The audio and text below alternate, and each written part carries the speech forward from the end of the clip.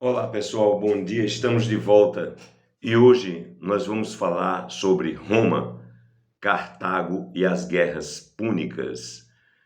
É um nome bem sugestivo, Guerras Púnicas, mas na verdade nada tem a ver com flatulência e sim com violência, porque as Guerras Púnicas foram a resposta de Roma ao poderio comercial e político de Cartago, que tenha sido uma colônia romana no Mediterrâneo e ficava situada onde hoje é a Tunísia, no Golfo da Tunísia, aquela região do norte da África, hoje tão empobrecida, mas ali já foi um lugar que teve o brilho de um comércio pujante, tão forte, tão eficiente, que incomodava muito o Império Romano, uma vez que dominava o comércio na região da Sicília, que faz parte da Itália.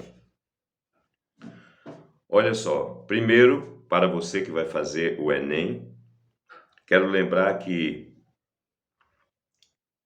as guerras, os conflitos chamados de guerras púnicas aconteceram entre Cartago e Roma entre os anos de 264 e 146, ou seja, 118 anos de guerras. Mas preste atenção, quando se fala 118 anos de guerra, não era um combate todos os dias, era uma beligerância. Podemos dizer que hoje Estados Unidos e China estão em guerra. Por quê?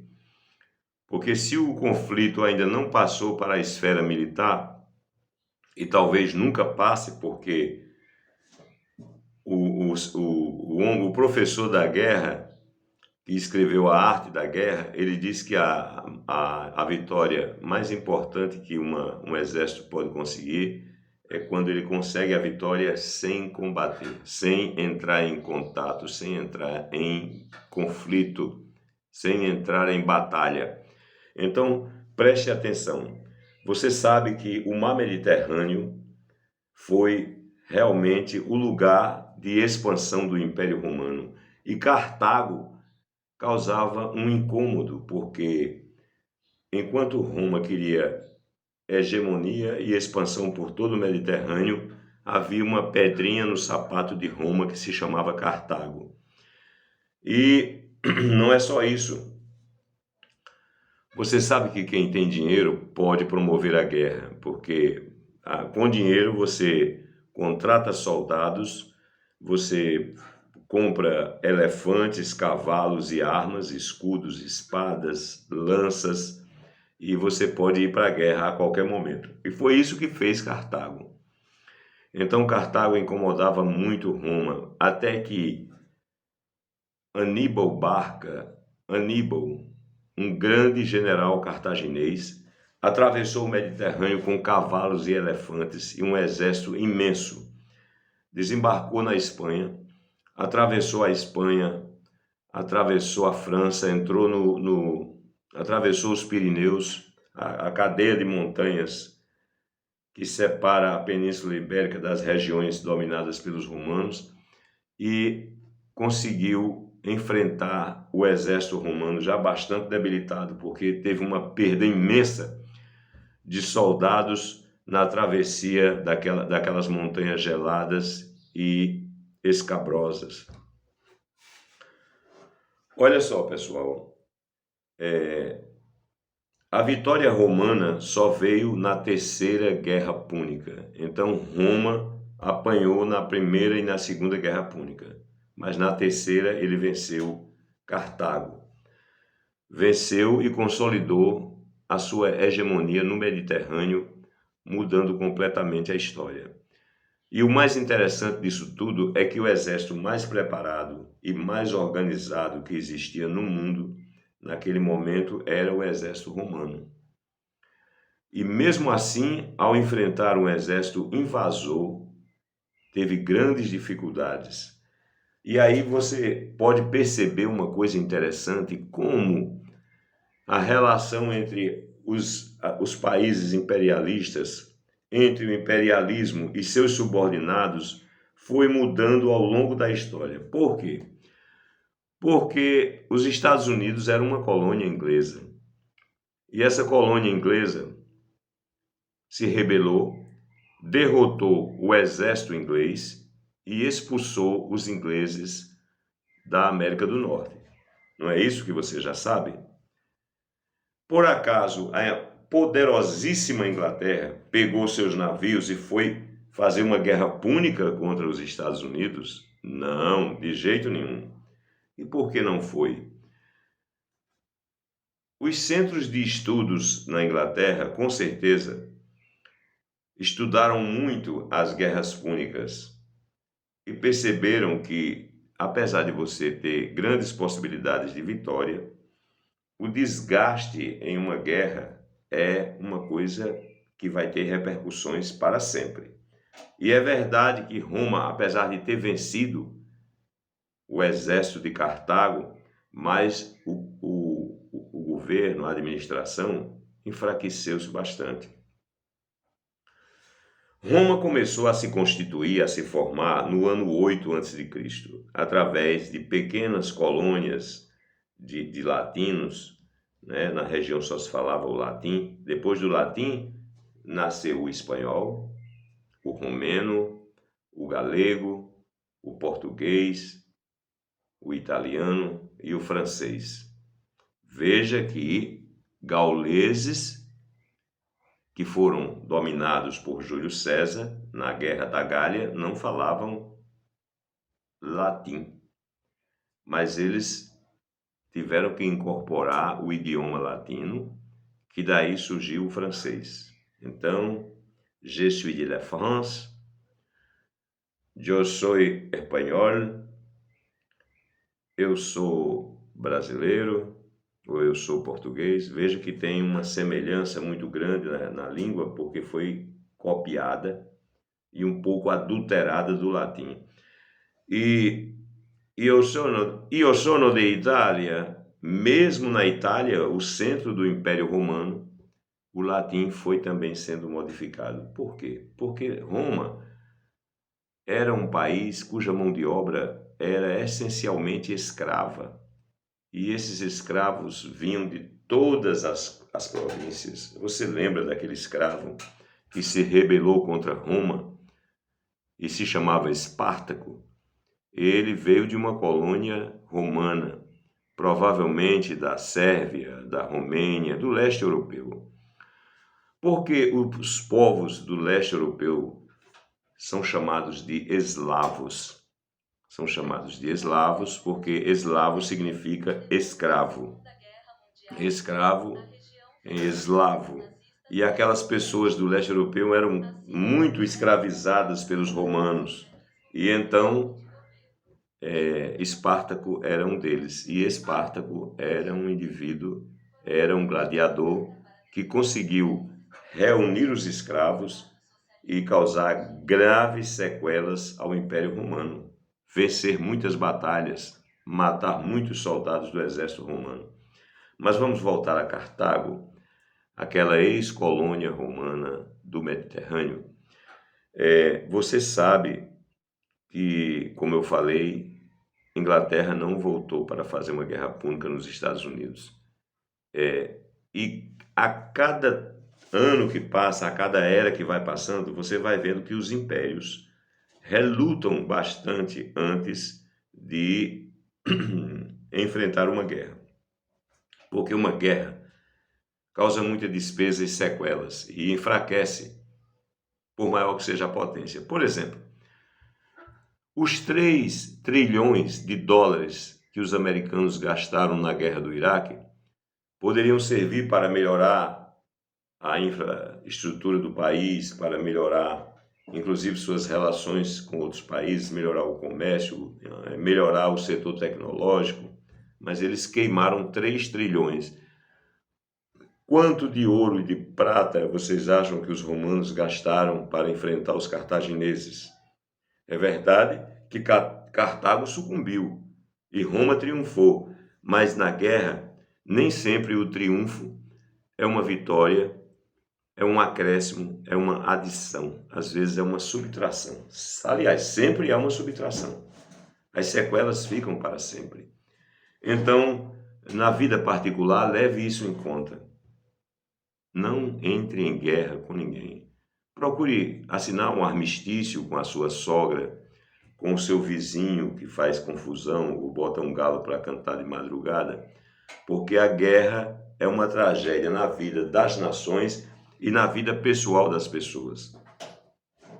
E quando você vê um pacifista, você sabe que ali existe uma pessoa de bom senso. Agora, às vezes, quando uma nação analisa o contexto, ela percebe que terá que entrar em guerra. E a guerra do Iraque, como a guerra de Cartago, foi considerada pelos estrategistas, pelos centros de estudos, pelos analistas, como uma solução inevitável. Teria que fazer isso. Por exemplo, se Roma não enfrenta Cartago, é provável que tivesse que dividir o espaço do Mediterrâneo. Fazer um acordo para Cartago tomar conta de uma parte e Roma tomar conta de outra. Mas Roma tinha uma clara pretensão expansionista e hegemônica. Vejam vocês que toda aquela área que é banhada pelo Mediterrâneo, ali não ficou nada. Ali não sobrou nenhum país independente. Roma conquistou todos os países do Egito até o Marrocos e a Península Ibérica. Não havia espaço para ninguém, só para Roma. E olha só que coisa parecida. Os americanos, que têm bases no Japão, bases militares na Europa, eles que sempre se consideraram os donos do mundo, com a Pax Americana de 1945, com o final da Segunda Guerra Mundial, eles se tornaram hegemônicos. É tanto que conseguiram manter a América Latina, a América do Sul, completamente subservientes e totalmente empobrecidas, porque o enriquecimento de um país como o Brasil ou a Argentina pode causar algum prurido de revanche militar e também de ocupação de espaços comerciais, porque na verdade a guerra, quando se pega na espada, no fuzil ou no teclado que comanda os drones, você não está fazendo mais do que continuar a discussão, dessa vez através do ribombar dos tiros, continuando a discussão por uma questão comercial. Por que os Estados Unidos estão muito incomodados com a China? Porque a China ampliou o seu espaço comercial. A China é uma fábrica de 10 milhões de quilômetros quadrados, fabricando de alfinete a mísseis hipersônicos, e isso realmente é um incômodo muito grande para uma potência militar que ainda se acha dona do mundo. E se ela se acha dona do mundo, ela teria que enfrentar essa situação, mas ela vai enfrentar não militarmente, porque devido ao alcance, à letalidade e à quantidade de armamentos no mundo, você sabe que uma guerra hoje é muito mais imprevisível do que uma guerra no ano 250, quando os romanos enfrentaram os cartagineses. Nesta aula, eu quero que você entenda e consiga interligar o seu raciocínio e expandir os seus conhecimentos mediante paradigmas, mediante as suas comparações com o passado, o presente e o que nós teremos no futuro, quando virão as guerras espaciais. Estados Unidos, China, Alemanha, Inglaterra já têm suas forças aeroespaciais. E num futuro não muito distante, 50, 100 anos, os conflitos serão pelas reservas naturais de planetas do sistema solar e quem sabe, se conseguirem dar aquele salto, que querem dar o salto, que vai permitir viagem na velocidade da luz ou próximo, então serão por galáxias, exoplanetas e tudo mais. Esse vai ser o futuro. Já falamos do passado, estamos falando do presente e estamos falando do futuro, porque se a humanidade sobreviver, se um asteroide não atingir a Terra, se uma guerra cataclísmica não destruir a humanidade ou a civilização como ela se encontra, é o que nós teremos no futuro. As guerras, os conflitos por reservas minerais em um determinado planeta, ou por um planeta mesmo, um planeta que tem habitabilidade, uma lua de Júpiter, uma lua de Júpiter ou de Marte, ou a lua de algum exoplaneta que é extremamente parecida com a Terra, que tem condições de pressão, temperatura e clima parecido com a Terra, esses serão os mais disputados. Por quê? Porque qualquer outro planeta vai permitir a exploração agrícola, a exploração mineral, e tudo isso é o quê? É expansão imperialista, é expansão comercial, é um avanço comercial. Eu estou falando aqui sobre essa expansão no espaço e me comparando com algum professor visionário na Espanha ou em Portugal, em 1490, falando sobre as amplas possibilidades para o comércio e a política na Península Ibérica se conseguissem dominar o Oceano Atlântico, que para eles era um mar tenebroso, onde os navios caíam no abismo. Você lembra dessa? Você conhece isso aí? Você já leu sobre isso? Isso pode cair no Enem. O mar tenebroso, aquele mar que você ia no navio, ele caía no abismo, como se fosse em cima de uma mesa. E então, quando eu falo sobre essa expansão que vai acontecer, se Deus quiser, porque conhecereis a verdade e a verdade vos libertará. E é isso que está escrito na Bíblia. Se você estudar e pesquisar e aderir à ciência e não encher o povo de droga e de diversão tola, de novela, as nossas possibilidades, a possibilidade do cérebro humano é infinita. Por isso que a Bíblia é um livro tão importante, porque nas suas mensagens está escrito que nada é impossível para o que crê. Mas o que crê em quê? Primeiro, fé em Deus. Segundo, ele crê que é possível realizar as coisas. Você lembra de Santos Dumont, o brasileiro que nasceu em Minas Gerais?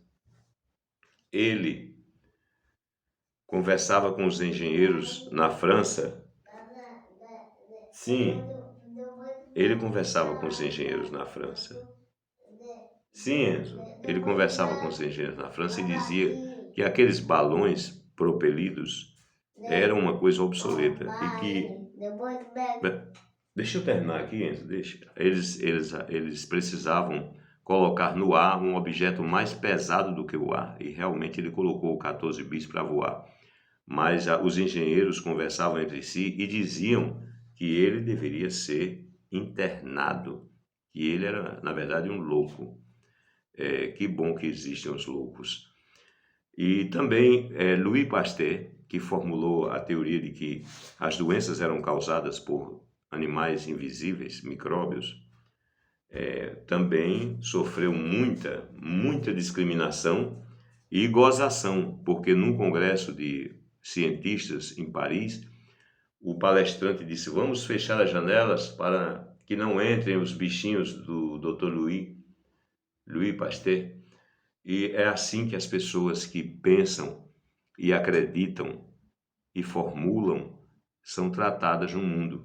É sempre a figura do cientista louco. Então, voltando do cientista para Roma, então veja só, Roma, que surgiu no ano 8 a.C., começou a se expandir através da agricultura, da pecuária e depois através do comércio.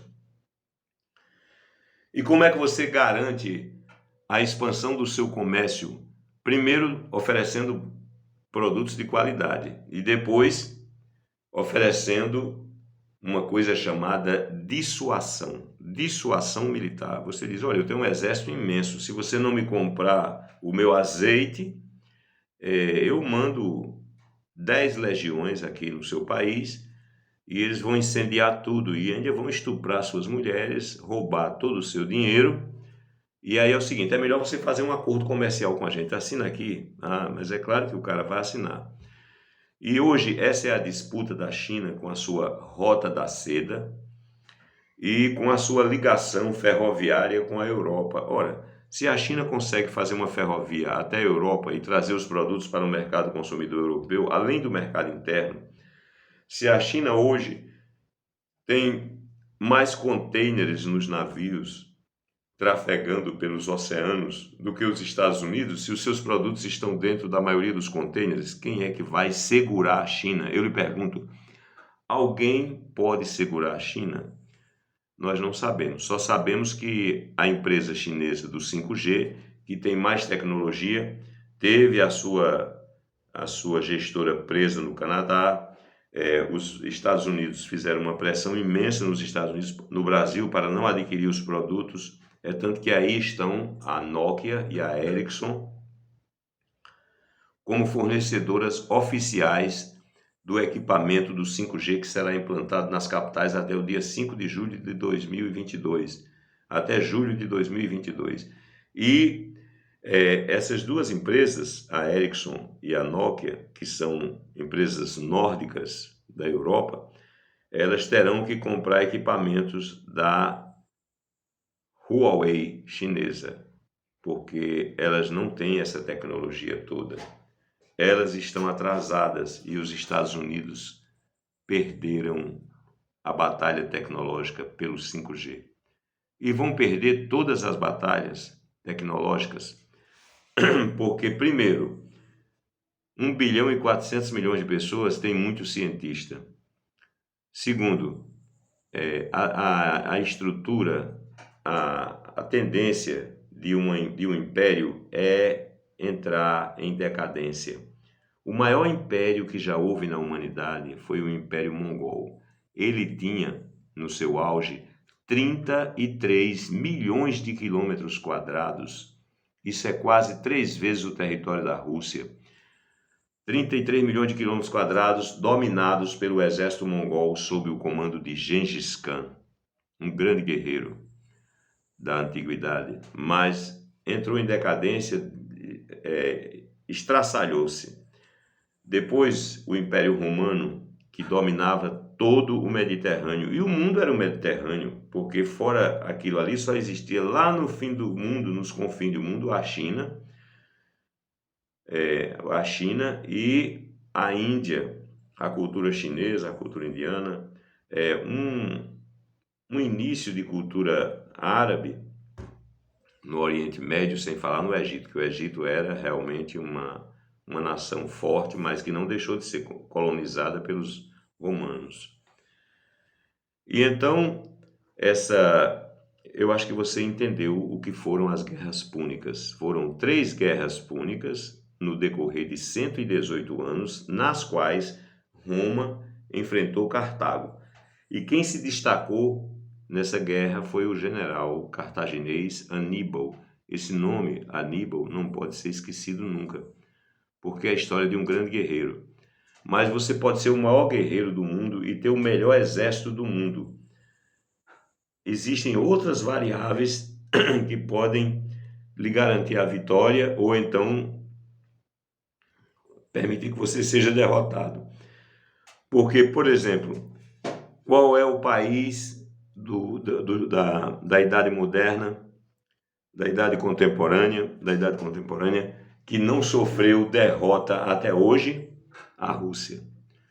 A Rússia, com o seu território imenso e também com um sistema político administrativo extremamente autoritário e totalitário durante o regime comunista, sempre tem mais força numa guerra, porque disse já um general americano que para vencer a guerra você tem que ser mais cruel do que o seu inimigo.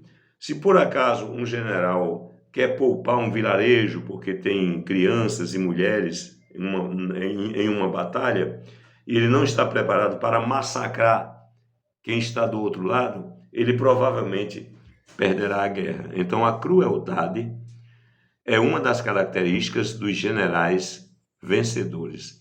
Quanto mais cruel, quanto menos escrúpulo para matar, destruir, maiores as possibilidades de sucesso numa guerra. É claro que eu não estou falando isso com relação à guerra moderna, talvez não funcione mais.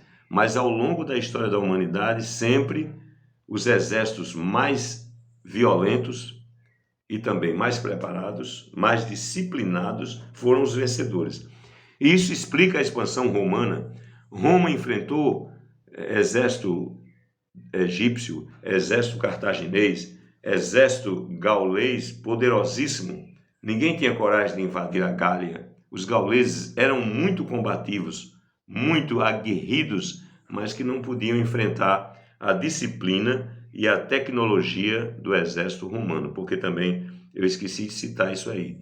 Quem tem as melhores armas sempre vai triunfar.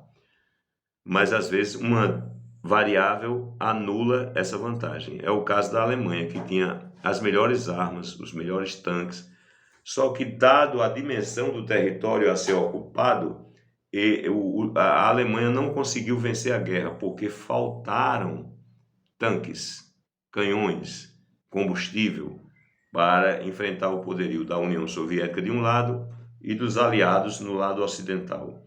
Era uma guerra em duas frentes, realmente a maior burrada de Hitler, porque o cara realmente era louco. O cara matar judeu, mas me diga uma coisa, você vai matar judeu se você está numa guerra, aí você vai fazer extermínio de pessoas, de civis, o cara só podia estar louco. Então, olha só, pessoal, peguem um mapa e olhem detidamente para o Mediterrâneo. O Mediterrâneo foi palco de grandes batalhas e foi palco de grande florescimento do comércio mundial. Roma levava o azeite e trazia escravos, e as praças de Roma eram uma feira de escravos. Você vai ver isso assistindo muitos filmes e vídeos, e principalmente assistindo o filme Espartaco, que conta essa história. Mas Espartaco não tem nada a ver com a guerra, com as guerras púnicas, tá bom? As guerras púnicas têm um protagonista importantíssimo e ele se chama Aníbal. Na próxima aula falaremos sobre outras guerras.